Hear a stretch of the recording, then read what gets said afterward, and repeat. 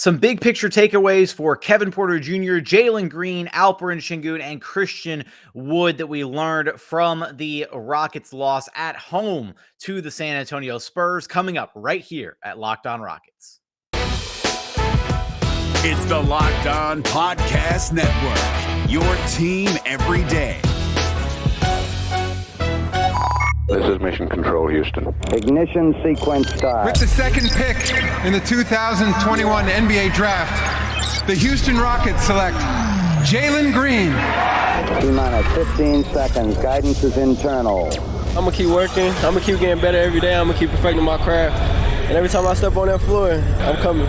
6, 5, 4, 3, 2, 1.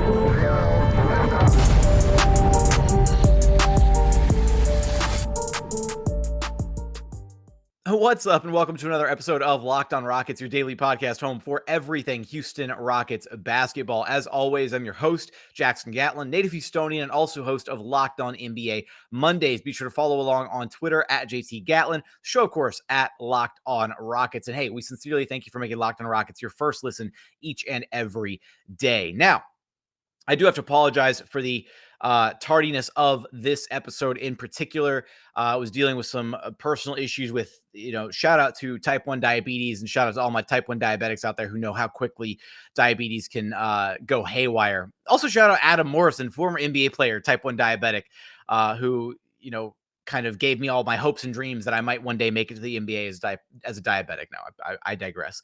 All good now, but I do want to focus on some big picture takeaways from this Rockets loss at the hands of the San Antonio Spurs. Total blowout, 134-104.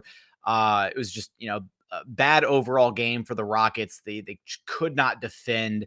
The effort wasn't quite there. Nothing like we'd seen while they were on the road trip. They were really fighting and clawing hard on the road trip. In this game, it just felt like from the jump, the Spurs came out, had more energy. The first quarter was kind of, they were fighting even. They actually were playing a better first quarter than the Spurs. And then the bench kind of came in and really let go of the rope. Spurs went on a ridiculous 14-2 run or something to close the first quarter, and they never looked back. I mean, they were in firm control of the game the absolute rest of the way. The Rockets could not get back into it.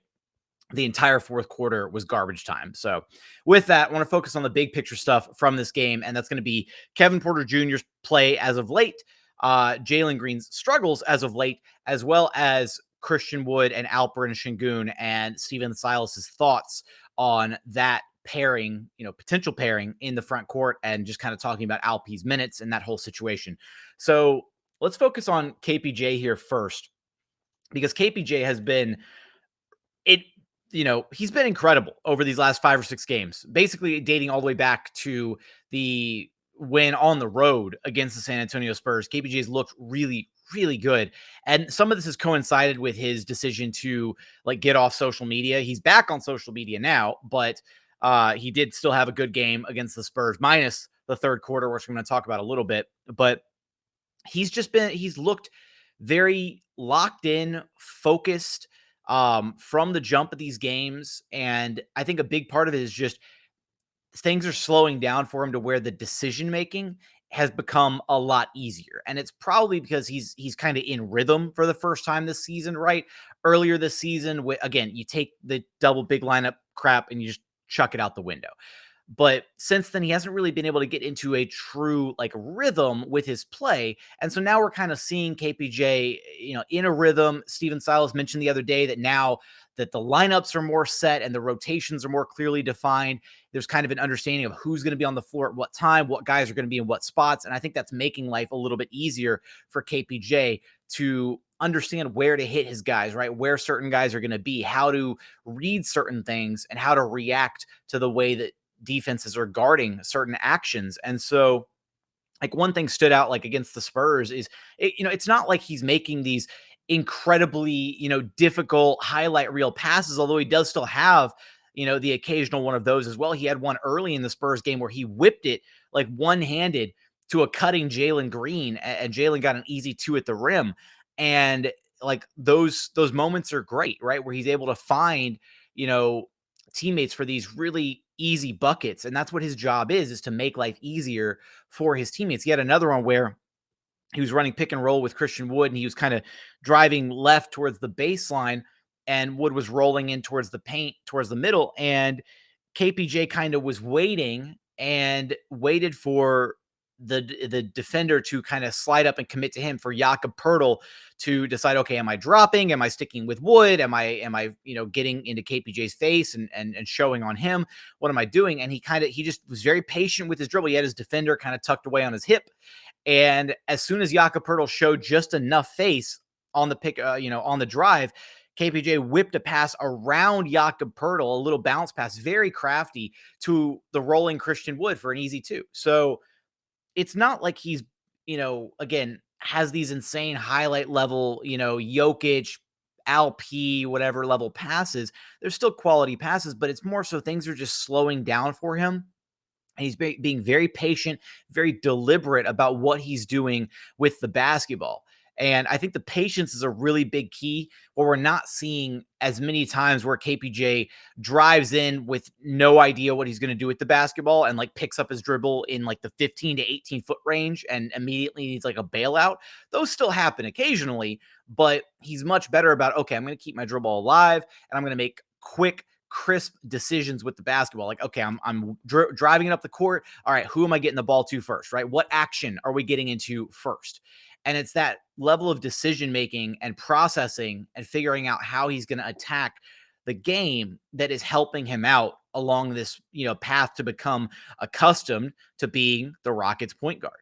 He would have finished with an incredible stat line had, unfortunately, things not started to devolve for him in the third quarter. And I think this is kind of, again, the biggest area of concern for KPJ's game, and the biggest area that he needs to focus on for growth is when the adversity hits, right? When things start not going his way, how do you respond? How do you adapt? Because in that third quarter, there was a specific moment where KPJ drove into the Spurs defense, went up, and probably should have drawn a foul, didn't get a foul, missed the layup, wound up tumbling to the floor. And he sat there on the floor and just, arms at his sides, just, distraught over the no call, didn't hustle back on defense, kind of was just watching the play, kind of, I guess, just assumed that it would, end in a 5-on-4 bucket for the Spurs. And the Spurs didn't get into their, offense quick enough. So then KPJ's, hauling ass trying to get back to the, defensive side of things. And thankfully the Spurs got up a 3 and they missed it, a corner 3-pointer. But it was like that moment where it's like, no, you don't sit on the floor and you don't pout, you don't react adversely to that. And that's the mental part of the game that he's still working past. And later on in the third quarter, KPJ's quarter did kind of derail, unfortunately. And this was, by and large, the game was kind of gone at this point. But KPJ in the third quarter was just 1 of 5 shooting, 1 of 2 from the 3-point line, did get to the free throw line a couple times and hit those. He had 2 more assists, 2 more rebounds, but he had 3 turnovers. And a big part of those turnovers were just trying to thread the needle a little bit too much. They ran the same action that got Jalen Green a bucket early in this game. They ran the same one for him a second time, and KPJ tried to whip the pass one-handed this time, and it sailed out of bounds. So it's moments like that where, and then, immediately afterwards, so he's, so easy to read on the court. He was frustrated with himself. Then things just kind of kept mounting toward in that third quarter, and KPJ wound up not playing the rest of this game. Steven Silas electing to go with a group of the young guys. Really the first time we've seen them all play garbage time together this season. But overall, a strong game from KPJ, and we've seen some really strong performances from him. But that's just the biggest thing moving forward for him, is how does he react to those situations when the adversity starts to mount? How does he react when he has a bad possession or two? And that's the main thing that we need to be focused on moving forward, is how does he take those moments and grow from them and try to move past them within a given game, rather than letting it derail a good, an objectively good game that he was having. So coming up, want to get into the Christian Wood, Alperen Sengun comments from Steven Silas after this Rockets Spurs game. We're going to get there after a quick message from our friends over at betonline.ag. Because look, BetOnline would like to wish you a happy new betting year as we continue our march to the playoffs and beyond. BetOnline remains the number one spot for all of the best sports wagering action for 2022. New year and a new updated desktop and mobile website where when you sign up today using promo code Locked On, you'll get a 50% welcome bonus on your very first deposit. From football, basketball, hockey, boxing, UFC, even your favorite Vegas casino games, don't wait to take advantage of all the amazing offers available for 2022. BetOnline is the fastest and easiest way to wager on all of your favorite sports. BetOnline, where the game starts. And continuing on here at Locked On Rockets, your daily podcast home for everything Houston Rockets basketball. We sincerely thank you for making Locked On Rockets your first listen each and every day. The NBA trade deadline is right around the corner, February 10th, and Locked On is going to be doing a live NBA trade deadline show. Trade deadline is 3 p.m. Eastern time. The show is going to be from 2 to 4 p.m. Eastern time. Hey, and if the Rockets make a move at the deadline, you know I'm going to be there on the live show to break it down. So go check out the live show, subscribe to the Locked On NBA YouTube channel, turn on your notifications so that you know when the show goes live. Now, let's get into Alperen Sengun, Christian Wood, and just kind of that dynamic. And one of the things that I was really looking forward to in this second half of the Rocket season was seeing Alp and Christian Wood share the floor a bit more together. Post-game, after the Spurs loss, the Rocket Spurs game, Stephen Silas was asked about Alp's minutes. And so he explained a bit of the logic behind Alp's minutes, which kind of backs up some of the reasoning that I've shared before on Alp's minutes. And he also dove into discussing that pairing of Alperen Sengun and Christian Wood. So let's go ahead and run that clip back. Well, he played almost 9 minutes in the first half, and he was playing behind Christian Wood, who was playing well at that point. Christian played his minutes in the first half, in the third quarter, and then Alpi played the rest. So, no, Alpi played 23 minutes, which is more than he has been playing. And there's more to it than just like the spectacular plays that he makes. There's the plays at the top of the floor when we're a little bit disorganized. There's the defensive part. There's just a lot that he's good at, but he also has to learn. So it's a tough position for him because he's playing behind one of our better players in Christian. And I don't feel comfortable at this point playing Christian and Alpi together. The numbers, the eye test have shown that those two together haven't been that great.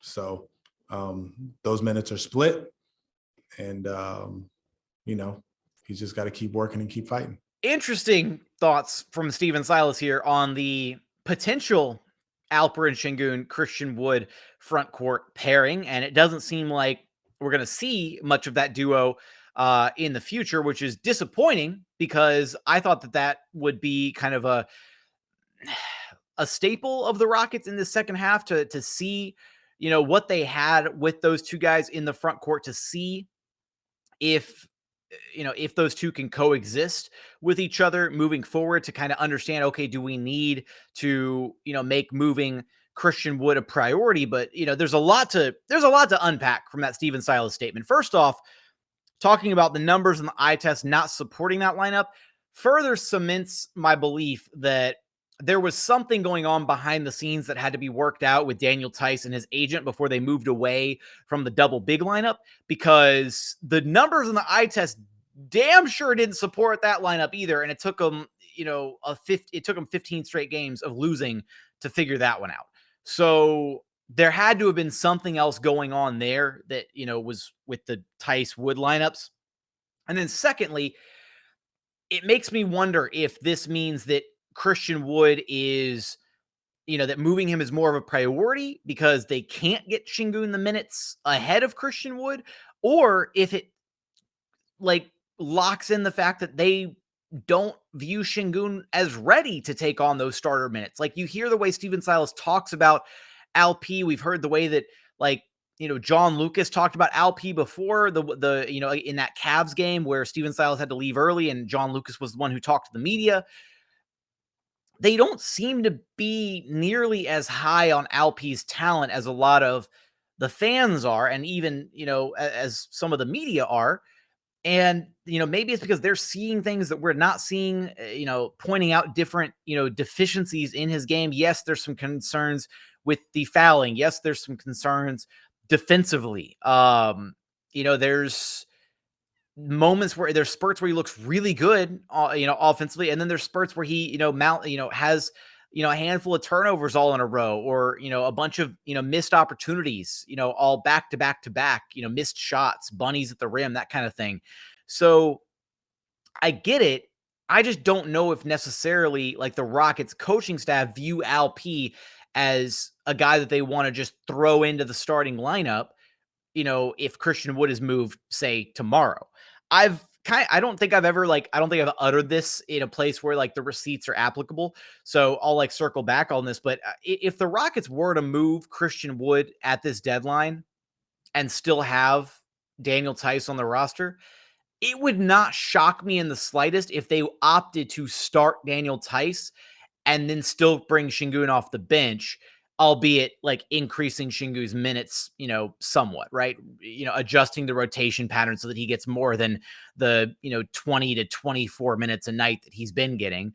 And that was another thing that I wanted to point out there is Stephen Silas brought up, kind of the rotation pattern for Sengun, and the fact that he got his, he gets his 8-9 minutes there in the first half.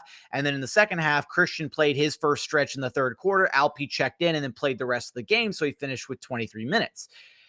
I've highlighted this before in one of the spaces. I rarely talk in the spaces on Twitter, but I highlighted this, kind of arguing the point about why Alp's minutes aren't, why he's not receiving more minutes, right? And it's because the coaching staff plays him exclusively behind Christian Wood. And because they do that, there's no other way for Alp to get more minutes except to eat into Christian Wood's time on the floor. So realistically, if Christian's getting 30 to 32 minutes a night, Alp's only going to get 16 to 18 minutes unless they're playing side by side in conjunction with each other on the floor.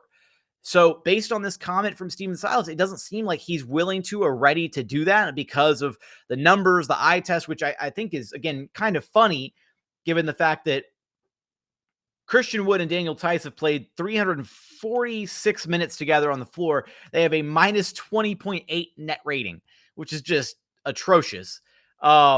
Unfortunately for Christian Wood and Alp, that number's not entirely much better. Now, granted, that does, include numbers from before they officially ditched the double big lineup. So if I run it before they officially ditched the double big lineup, they had a minus 13.7 net rating in 196 minutes played with each other. Now, if I run it after, if it's going to load, love this website. It's going to take forever to load. Now, after they ditch the double big lineup, unfortunately, it gets even worse in their spot minutes. They've only played 57 minutes together since officially ditching the double big lineup, and they have a minus 19.5 net rating. So, yeah, the numbers don't necessarily back it up. The eye test, I'd argue maybe a little bit differently. I'd argue that the eye test actually maybe it looks significantly better with Alp and Wood out there than it did with Wood and Theis, but it's at this point, I don't know if it's a lost cause or what. Maybe again, there's a lot of different ways that we could take this. Maybe it means that the Rockets don't view Christian Wood as a guy who's movable at this deadline because they don't view Alp as a suitable replacement yet. Maybe it does mean that they are looking long-term at, okay, they have to move Christian Wood because Alp can't get the burn that he needs behind him. But again, based on Stephen Silas's comments, I'm leaning more the former of that one, that I think Christian Wood may be safe at this deadline simply because they just don't view Alp as ready enough to take the reins as the starting big. Whether or not that's the right decision, I don't think it is at this point. Alp's shown incredible flashes of talent. And yes, there's some concerns there that need to be ironed out in his game, the defense, the foul trouble, all of that. But as long as you keep Daniel Theis on board, I think, Alp's shown enough where you should just be trying to get as many reps in for him as possible. So, yeah, I think that this was a very illuminating moment for Stephen Silas and kind of how he envisions this team and what his plans are moving forward for this roster for this second half of the season. So it's disappointing that we won't be probably seeing any Christian Wood, Alperen Sengun lineups, but at least we now have a firm answer for Stephen Silas as to why.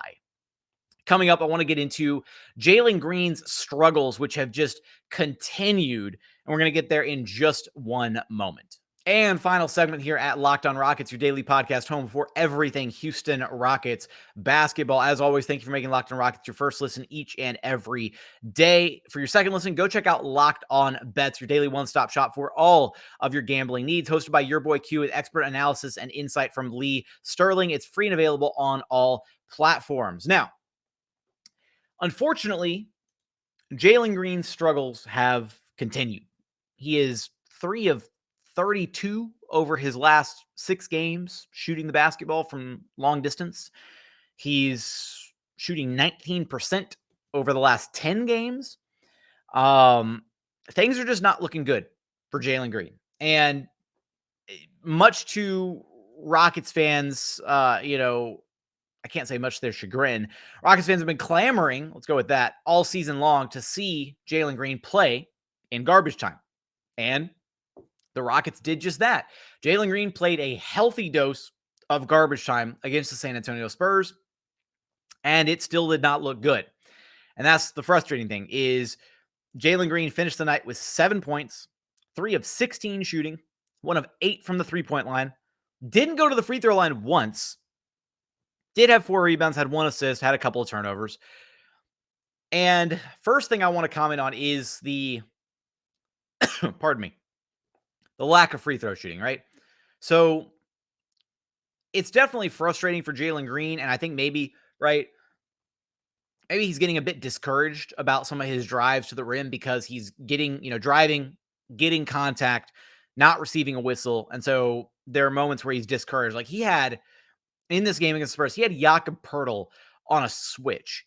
And I'm sorry, there are guards in this league that can't check Jalen Green and don't have the foot speed or the lateral quickness to stay in front of Jalen Green. How exactly was Jakob Poeltl able to do it, right? Jakob Poeltl is a decent switch defender. He's not like all world though. And it wasn't like he was, dropping so far back that Jalen had no other choice but to pull up and shoot the jumper. In fact, Jakob actually did a pretty decent job of contesting the long 2 that Jalen Green settled for in that one-on-one matchup. But, he got the switch. He kind of, pulled the ball back out a little bit and he didn't attack. He kind of did a little, dribble kind of shimmy, tried to get, Jakob to back up a little bit and then settled for a long 2 over the top of him that Jakob Poeltl may have almost gotten like a fingernail on. And to not see Jalen Green use his ridiculous gifts to explode past Jakob Poeltl and get to the rim was a little concerning, right? So, pardon me, still I'm all messed up. And so I don't mean to be like coughing and like, sniffling into the mic. I'm all messed up over here. But it's just some very unfortunate ASMR here on Locked On Rockets. No, so Jalen Green's struggles have gotten to a point where they're undeniable. Is he hitting the rookie wall? Like what's happening, right? And to me, there's a distinct lack of confidence in the way that he's been playing as of late. And I think there's some valid concerns about his shooting form, right? And like the gather, which looks so awkward, super low at his hip, and he has to bring the ball. It's, we heard that he tried to rework the shot form and the release with John Lucas during the time that he was out with the hamstring injury. And in the first handful of games back, he looked really good. The release looked a little quicker. Looked like he was getting into his upward shooting motion faster. He didn't have the same dip in his shot where he was bringing the ball so low and then going up with it. But it seems like he may have reverted back to the form that he had pre-injury Jalen Green, and it hasn't looked good, unfortunately. And it's not for lack of the Rockets trying to get Jalen Green shots. It's not that he's not involved in the offense. In fact, this was one of the first games this season that it really felt like, especially from the jump, the Rockets made it a point to really get Jalen Green some clean, good looks by running very specific actions for him. And he just wasn't converting the looks. He had some very wide open shots in this game and just hasn't been able to convert them at a decent clip. And it's a little concerning, right? Because frankly, you look around all of the other top prospects from this draft, And they've all kind of taken that step as rookies, right? Cade, Mobley, Scotty Barnes, Jalen Suggs, they've all, had their flashes. They've taken those steps. Even Kuminga has, shown some, incredible flashes with the Warriors in his limited run with them. But Jalen Green, while he's had some flashes this season, he's also hit a very significant rut. And he's kind of had, he had a rough start to the season because of the double big lineups. We got rid of that. And then, he started, had the hamstring injury, looked like he was kind of coming into his own. And over these last 10 or so games has just looked really, really, really rough. So the one saving grace here is that throughout the whole draft process with Jalen Green, the intangibles, like the love of the game, that, whatever we want to label it, was one of the things that really stood out to the Rockets front office. And after this loss against the Spurs, in which he shot just 1 of 8 from the 3-point line, Jalen Green was back on the Toyota Center floor, getting shots up, to just work on his shooting form, right? Work on his rhythm, trying to get back into the flow of things. And like NBA players do this all the time, right? Like, getting shots up after a bad game is kind of common practice around the league. But I do think it's at least something that we look at and think, okay, how do you respond after a bad loss, right? He could have, he could have gone home, gone on social media and said, I'll be better. I'll do better. I want to ride for the city of Houston. No, he didn't do any of that, right? He went back out on the Toyota Center floor with a trainer and was getting shots up like there was no tomorrow. And that's exactly what you want to see from a rookie who is struggling, right?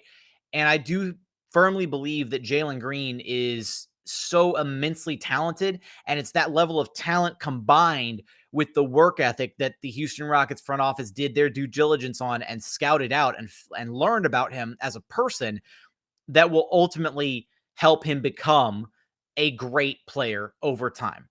I do think there's a bit of a disappointment in the fact that a lot of people, myself included, thought that Jalen Green was going to be more NBA ready because of his stint in the G League, because he was playing against other, professional competition, and he looked really good in the G League. And I think that has been a bit disappointing in the sense that he hasn't looked as NBA ready. But as far as the the intangibles of the work ethic and what gets put in behind the scenes, the love of the game, the desire to consume film and become the best version of himself that he can be, that's all stuff that's going to take time to develop, right? We're not going to see that right away. We're not going to see that over. It's not going to suddenly, a switch is going to flip and we're going to see a brand new, different Jalen Green, in the very next game. Yeah, hopefully he has a bounce back, and hopefully this is just a shooting rut that he finds himself in, and he, will hopefully level out as the season goes on. But as far as like the confidence goes, and as far as the attacking the rim, and as far as, just looking to play the role of number 2 overall pick out there, that's something that is a bit concerning, right? The lack of confidence, and I do think that, it does have something to do with him being deterred from not getting to the free throw line. The shots aren't falling, and so he's much more willing to, he, tries his first move and it's not there, so he kicks the ball over to KPJ or Gordon or whoever, right? He's just not being as aggressive with the basketball as we'd like to see him be. We saw earlier in the season how good aggressive Jalen Green can look. And Jalen Green looks like a bona fide superstar scorer when he's being aggressive and getting to the rim and playing with that level of swagger and confidence that we know he's capable of. So it's about him finding his way back to that mentality of approaching the game and then building from there. So yes, this is a rough patch for Jalen Green, but he's also a rookie, right? Like these moments are to be expected. Anybody who's like out there on Twitter saying, I'm still rocking with Jalen Green, I'm still riding with Jalen, what other option is there? Like, he's a rookie. He's, not even a half year into his first NBA season, and you're willing to potentially jump ship. You feel the need to make a declaration like, I'm still with Jalen Green. He's getting, no, like, Jalen Green's going to be just fine. He's going to be okay. He's got all the talent in the world and the work ethic to back it up. And that's what the important part is. Yes, it'd be nice if we saw him, posting, 20 plus point outings every other game. And, if he was scorching defenders left and right, and hopefully we'll see another stretch of that, before the season ends, and hopefully he can get out of his own head a little bit. But he's going to be fine long term, and that's what matters. The Rockets made this pick for Jalen Green not because they thought he was going to, come out and be the rookie of the year sensation and, dumpster all the other rookies and have the highest floor of all the other rookies. They made this pick because they thought he was the best long-term asset, the best long-term bet of all of this crop of rookies because of those intangibles. So with that, that's what I wanted to hit on. I could jump into some of the other highlights from this Rocket Spurs game. I will shout out KJ Martin and Josh Christopher, who off the bench in garbage time got some dunks in, looked really good. Josh Christopher finished with 13 and 3 assists. KJ Martin finished with 13 points, 8 boards, 2 assists. He looked really good. And I'll chime in one more time for Jae'Sean Tate here, who was rocking the braids for the first time. So one day the Rockets might, roll out like a 5-man all braided lineup. And I kept this to myself. I mentioned it to somebody at the game, but I didn't want to get ratioed on Twitter. But if the Rockets ever roll out a 5-man all braided lineup, we have to call it the Brady Bunch. And I will accept no alternative suggestions, and I will not be apologizing at this time. But Jae'Sean Tate, 14 points, 6 rebounds, 2 assists, 3 steals, 5 of 11 shooting. Just an overall another staple night from Jae'Sean Tate. Consistently the most consistent Houston Rocket on the basketball floor, and kind of a bad night for Eric Gordon. Shout out Rodeo Eric Gordon. Let's ride. 7 points, 2 of 9 shooting. One of the first bad performances we've seen in a long time from EG. So hopefully he doesn't play down his trade value by, stringing together a few subpar performances just before the trade deadline. That would be about worst case scenario if you're the Houston Rockets. So with that, that's going to do it for this episode. Just wanted to string together those kind of big picture thoughts about what we learned from this Rockets Spurs game. As always, thank you so much for checking out the show. If you haven't done so yet, please consider subscribing wherever you listen to your podcasts: Apple, Spotify, Google, brand new Odyssey app, free and available on all platforms. Also, check out the Locked On Rockets YouTube channel. Search Locked On Rockets on YouTube. Like, comment, subscribe, all that good stuff. Are you worried about Jalen Green? Let us know in the comments. But as always, thank you so much for watching. Thank you so much for listening. And we look forward to having you back right here at Locked On Rockets, your daily podcast home for everything Houston Rockets basketball.